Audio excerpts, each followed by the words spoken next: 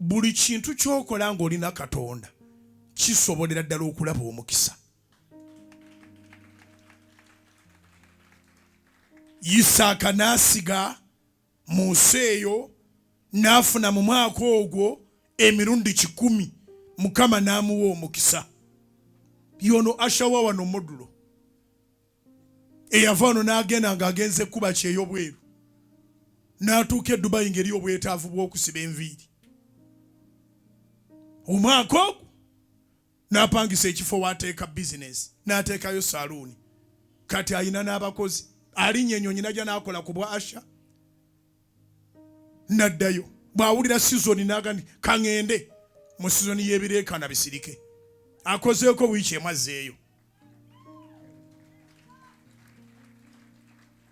Tolina transport olwaleero naye ojja kutuuka ekiseera nga paasipooti yo tewakyaliwo bateeka visa mu linnya lya Yesu.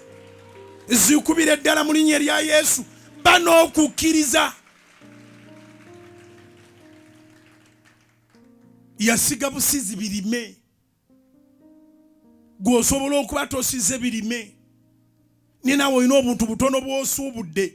Bukwase Katonda, suubula ne Mukama. Butembeeye ne Mukama. Buteeke mu bizinesi yo ne Mukama. Kola ne Katonda. Ye Katonda azimbulukusa akatono ne kafuuka eky'amaanyi. Download the Salt Media app from the Google Play Store and the Apple App Store.